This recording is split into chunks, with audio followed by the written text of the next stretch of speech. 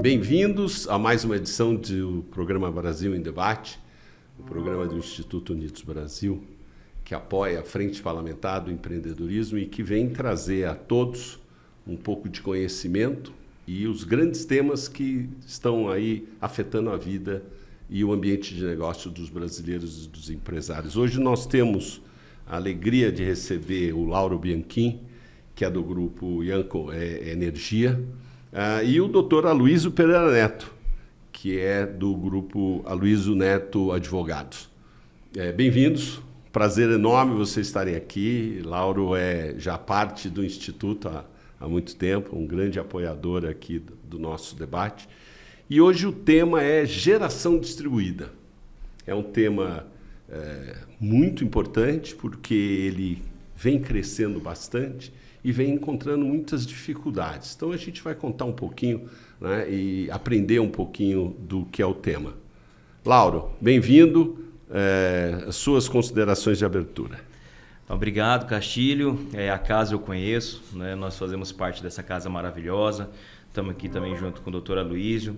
Esse é um tema que nós, brasileiros, não estamos falando nem questão de dinheiro aqui, nós estamos falando de sobrevivência, né? Que nós não podemos deixar passar, né? Nós sabemos que hoje o Brasil ele depende aí do crescimento econômico. E como que você cresce, Castilho?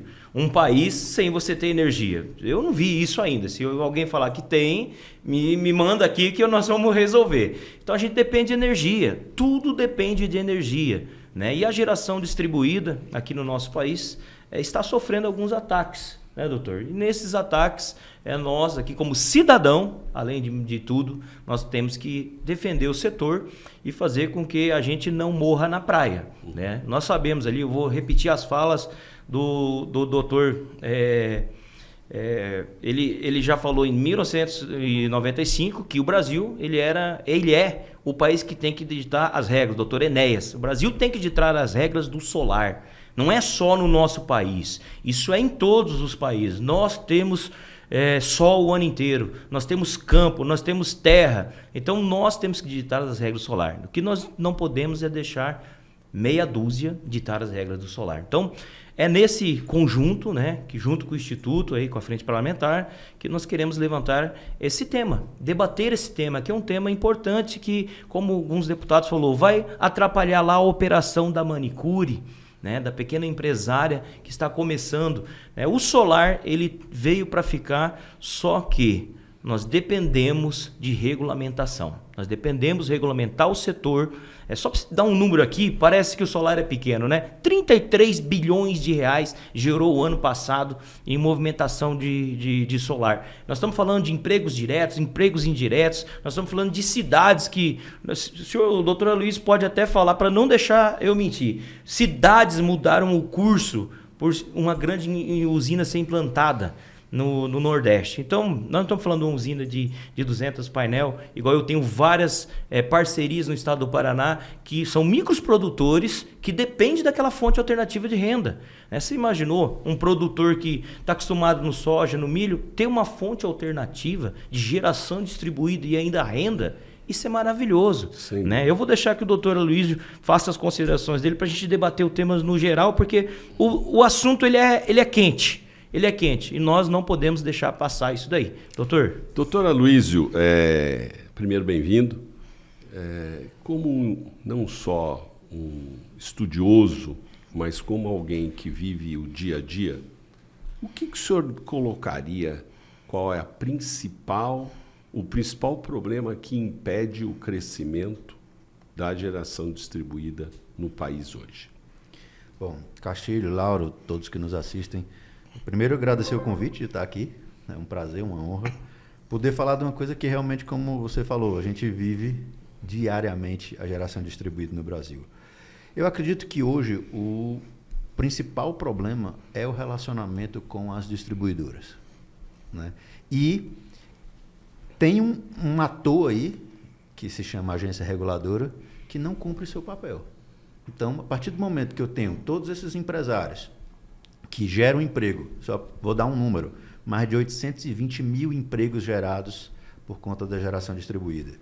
Outro número, menos de 20 municípios no Brasil não têm painéis solar instalados. Todos os outros têm. Então, contra números não tem argumentos. Exato. A geração distribuída realmente é distribuída. Só que, apesar desses números apresentarem um sinal de um bom cenário, a gente, na realidade, todo dia enfrenta uma batalha.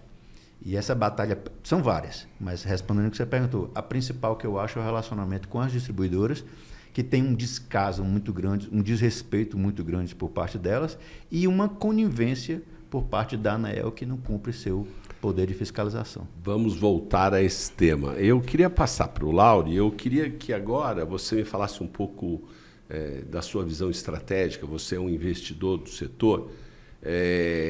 Eu vejo de uma maneira muito simplista, né? Não sou um especialista, nem um estudioso, gosto muito do setor, mas... agora, eu vejo coisas como, por exemplo, nós temos uma dificuldade muito grande em nosso país de criar riquezas, né? A população brasileira, até porque o país ele é desigualmente distribuído, ou seja, existem cinturões de pobreza muito grande ainda no Brasil, com uma necessidade enorme de investimento para que a vida da população melhore, e isto passa necessariamente pela geração de emprego. Quando vocês avaliam as áreas mais áridas do país, são regiões mais, geralmente no norte, nordeste, algumas no centro-oeste, não existe muita atividade econômica que sustente essas regiões, né? Com pouco investimento. Lembre-se que o Brasil é um país que tem uma carência de investimento muito grande. Então, quando eu olho a geração distribuída, eu imagino que seria uma boa oportunidade de criarmos riqueza, ou seja, um produto que vai ajudar a população do país como um todo, uma vez que o sistema é todo integrado, e, ao mesmo tempo, a gerar riqueza local, com o arrendamento da pequena propriedade, com o trabalho que possa ser contratado. Como é que você vê isso? Isso é um sonho? Isso é bobagem? Como é que você vê isso, Lauro? Castilho, essa pergunta é excepcional. Por quê? Faz 5 anos que o Grupo IAN, eu, Lauro Bianchim, desbloqueei, destravei isso que você acabou de falar. Qual é a forma que nós íamos trazer riqueza para um grupo de pessoas que não faziam parte do sistema de geração distribuída? Então aqui eu vou pegar apenas um grupo, mas isso pode ser replicado em escala para todos os estados do Brasil. Tá? Então vamos pegar aqui o estado do Paraná. Nós tínhamos um grupo de produtores que o foco deles era plantio. Jamais eles iam entrar no ramo solar, né? Nós oferecemos uma oportunidade dessas pessoas fazerem parte da geração distribuída, da microgeração. Nós estamos falando em microgeração, e pequenos, também tem os médios e tem os grandes, mas vamos falar dos pequenos, de criar um ativo. Esse ativo a gente consegue criar com incentivos. Tem linhas de financiamento, o próprio governo tem linhas de financiamento. Então, como que nós fizemos isso no estado do Paraná? Começamos a plantar usinas de investimento para produtor, né? O nosso grupo, assim como nossa empresa e outras empresas fazem a mesma coisa, faz toda a gestão, toda a distribuição. Então, chega-se lá, oferece uma usina de investimento para o pequeno produtor, se implanta-se a usina, nessa implantação gera-se emprego, a gente tem que deixar isso bem claro, porque você vai terceirizar muitos serviços, no nosso caso nós não terceirizamos, que temos funcionários que também geram emprego, mas em outras cidades você teria que terceirizar toda a parte de uma fundação de uma usina, de uma terraplanagem, do hotel, do restaurante que esse pessoal está comendo. Então, não é uma coisa isolada, né? Nós estamos diversificando, o dinheiro entra do investidor e vai diversificando e vai ramificando na sociedade. Nós estamos falando do mercado, porque depois o hotel e o restaurante vai ter que ir no mercado ou no atacadão. Então, é uma coisa... Vai criar um valor, né? Vai criar algo legal. Então, assim, nós criamos isso no estado do Paraná. Hoje são mais de 80 usinas em operação, mais ou menos isso. E criamos uma riqueza que não existia. Tá? Isso é possível para se fazer em qualquer parte do Brasil. O Brasil é muito grande, o Brasil tem uma linha, um cinturão solar, o Dr. Luiz pode falar melhor sobre isso, é muito vasta. Nós não estamos falando só de um estado que é bom para geração, nós estamos falando de um país inteiro que pode ter geração distribuída e pode diversificar a renda. Né? Frisando ali, 33 bilhões gerou ano passado. E tem números, igual o Dr. Luiz, mais de 800 mil empregos direto. E nós estamos falando da parte indireta. Então, vamos colocar ali 3, 4 milhões de subempregos aí que apareceram. Então, nós não podemos deixar isso morrer. Tá? Nós criamos, eu vejo que o país precisa, nos próximos 10 anos, de geração distribuída e de energia para sustentar as grandes usinas, as grandes operações. Mas com o solar criamos uma outra operação, trazendo diversificação, emprego, renda. E aí você pega lá, você vai vamos falar de estado, mas você pega um estado humilde, quando chega uma operação de a 1 bi de investimento, meu amigo, muda todo o escopo daquela localidade. Entendeu? As pessoas começam a sonhar. Né? E aqui não estou falando só de... é sonho. A pessoa começa, não, eu consigo prosperar, trazer riqueza. Se você olhar a minha página, Lauro, bem aqui, eu trago riqueza. Eu coloco pessoas que não têm potencial para poder fazer riqueza. É possível trazer riqueza, tá bom? Doutor Aloysio, nós estamos falando um pouquinho do trabalho das concessionárias, que sem dúvida alguma é um trabalho importantíssimo. Eles investiram muito, né? Assumiram, em alguns casos, regiões com deficiência e estão aí produzindo uma boa qualidade, vamos dizer assim, pelo menos em quantidade, da transmissão da energia. Por outro lado, esses números da geração distribuída, eles impressionam. Mas quando nós vamos ver a conta, ele significa apenas 3% no total da energia que está sendo hoje comercializada no Brasil. Por que o senhor acha que isso incomoda tanto as concessionárias? É muito mais uma projeção de o que pode ser? Ou como é que isso pode ser, sob o ponto de vista de uma sociedade organizada, trabalhado para todo mundo ter o seu espaço e o seu cunhão para trabalhar? Eu vou tentar analisar isso por um aspecto até sociológico. Quando a geração distribuída é criada no nosso país, ela cria, Laura Castilho, você que nos assiste, ela cria a figura do prosumidor. É aquele que produz e consome a sua própria energia. E aí, como você disse, a gente não chega numa quantidade hoje de usinas conectadas a 3% do Brasil. E essas usinas conectadas ainda dependem da distribuidora, porque o que eu gero a mais durante um dia é como se a distribuidora fosse a nossa bateria. Ela nos devolve à noite e a lei diz, é cedida essa energia a título de empréstimo gratuito. É o termo que está na lei. Sabe? E aí você me pergunta, o que deve ser isso? É exatamente, eu vou usar aqui uma expressão que pode ser até baixa, não sei, mas acho que é uma ganância. Uma tentativa de tirar do brasileiro a possibilidade de um empoderamento em relação à sua energia. Porque ninguém está falando aqui, por exemplo, eu instalei lá na minha casa, que abastece meu escritório, eu não deixei de ser cliente da minha distribuidora. Eu continuo pagando taxa, os quilowatts mínimos e agora a tarifa do uso do sistema. Então ela continua recebendo o que é justo.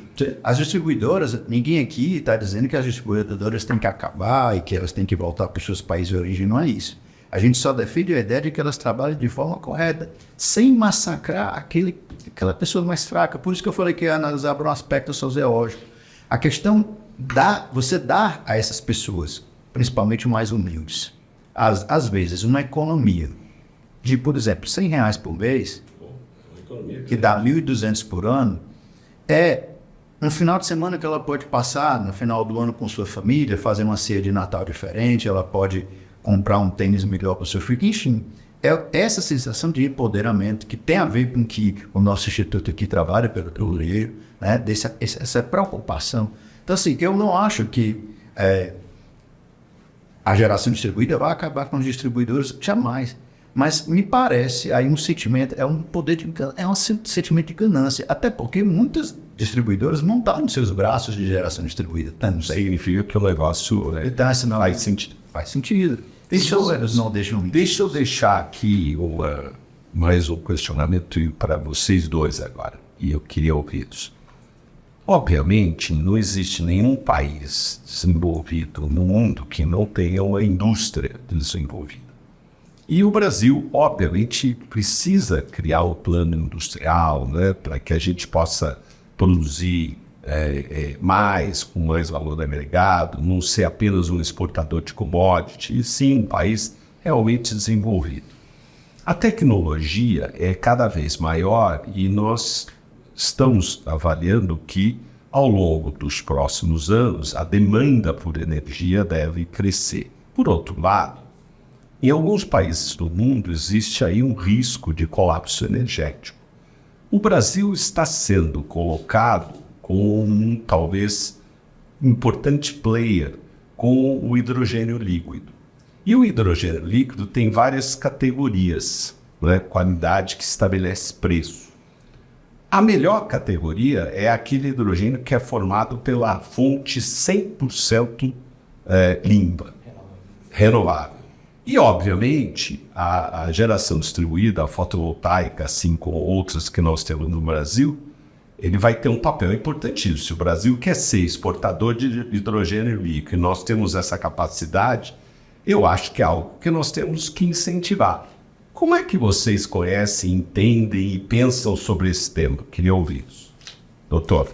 Eu posso falar com uma certa conhecimento de causa pelo seguinte, eu venho de um estado que hoje tem mais de 30 memorandos do governo do estado assinados com empresas que desejam produzir hidrogênio verde no nosso estado. Mas é isso e ponto. Né? Então vem a tua resposta. Desejo. Tem um sonho, tem um desejo, tem um potencial reconhecido inclusive por países como Holanda, Reino Unido, entre outros. Mas o que dificulta muito, e o que a gente sofre, por exemplo, saindo da geração distribuída, mas indo para a Europa offshore, é a burocracia do nosso país. Parece que você está criando um monstro ao invés de estar gerando emprego e renda. Então, assim, esse é o embate. É aquela história que a gente vê na internet, expectativa. Expectativa. Hidrogênio verde, potencial enorme. No meu estado do Ceará, geograficamente privilegiado, em todos os sentidos, para exportar isso. Mas a realidade é que até agora não saiu do papel. Não. Eu vou complementar as palavras do doutor.